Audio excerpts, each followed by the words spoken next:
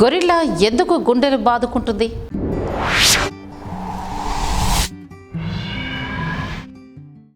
మనిషికి అతి దగ్గరగా ఉండే డిఎన్ఏను కలిగి ఉన్న అతి కొద్ది కోతి జాతుల్లో ఒకటిగా ఉన్న గొరిల్లా గురించిన ప్రస్తావనకు వస్తే ముందుగా మనకు తట్టే ముఖ్య అంశం తన ఛాతి మీద బలంగా గుద్దుకునే దాని అలవాటు. అసలు ఇది ఎందుకు అలా చేస్తుందో ఇప్పుడు తెలుసుకునే ప్రయత్నం చేద్దాం రండి. గొరిల్లా అనగానే అదేదో సాధారణ జంతువు అని, బుద్ధిమాంద్యం ఉన్న జీవి అని, కాస్త పెద్దగా ఎదిగిన కోతి అని మనలో చాలామందికి తక్కువ భావజాలం నెలకొనడం సహజం. కానీ అవి చాలా మానసిక ఎదుగుదలున్న జీవులు అని, తమ పని తాము చూసుకుంటూ వెళ్ళే ధోరణి ఉన్న జంతువులు అని socialistic behaviour for human beings అనే సిద్ధాంతాన్ని వాటి ద్వారానే మనం నేర్చుకోగలిగాం అని చెప్తారు వాటి మీద రీసెర్చ్ చేసే ఎందరో పరిశోధకులు. అలాంటి ఈ జంతువునుకున్న ముఖ్య గుణాల్లో బాగా హైలైట్ అయింది దీని ఛాతి మీద గుద్దుకునే గుణం.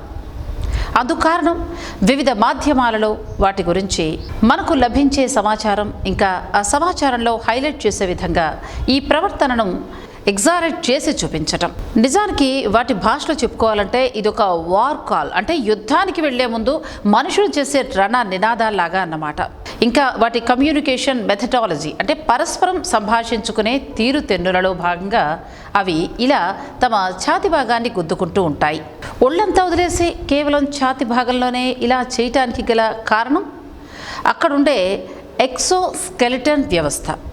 అత్యంత పటిష్టమైన మరియు బలమైన ఎముకల వరుస అక్కడ ఉండడంతో తమ బలమైన చేతులతో అక్కడ కొట్టుకుంటూ తమ భావాన్ని వ్యక్తపరిచే తీరునే ద గొరిల్లా చెస్ట్ బీటింగ్ బిహేవియర్గా చెప్పుకొస్తూ ఉంటారు శాస్త్రవేత్తలు. కానీ సినిమాల ప్రభావం ఏమో కానీ అమెరికాలో ఒక జూలో ఒక చిన్నారి సిల్వర్ బ్యాక్ గొరిల్లాని చూస్తూ వాటిలాగానే ఆ చెస్ట్ బీటింగ్ ప్రక్రియను అనుకరించడంతో ఎవ్వరూ అనుకోని సంఘటన ఎదురైంది. అమాంతం దూసుకొచ్చిన ఒక పెద్ద గొరిల్లా ఆ గ్లాసును ఒక్కదుట్టున ఎగిరి తనడంతో బీటలు వారిపోయిన ఆ రక్షణ వ్యవస్థ సామర్థ్యం గల అద్దాన్ని చూసి పరుగులంకించుకున్నారు అందరూ. సాధారణంగా అగ్రెసివ్ బ్యాటిల్ స్ట్రాటజీని పాటించే గొరిల్లాలు ఇలాంటి వింత చేష్టలకు గనుక సావధానంగా స్పందించకపోతే ప్రాణహాని కలిగించే విధంగా దాడి చేయగలవు అని చెప్తూ ఉంటారు ప్రైమేట్ ఎక్స్పర్ట్స్. కనుక ఎట్టి పరిస్థితుల్లోనూ వీటి ముందు ఇలాంటి వేషాలు వేయకూడదు అని హెచ్చరిస్తున్నారు వారంతా.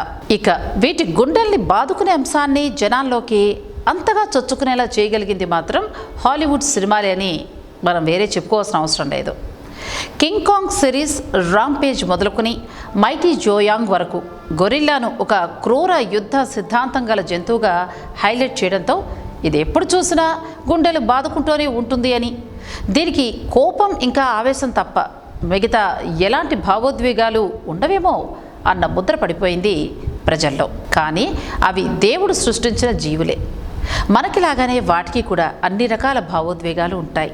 కాస్త బలమైనవి కనుక ఏం చేసినా కూడా పెద్దగానే చిత్రీకరించడం మీడియాకు అలవాటైపోయింది అని అంటూ ఉంటారు గొరిల్లా ప్రేమికులు. సో అదండి సంగతి.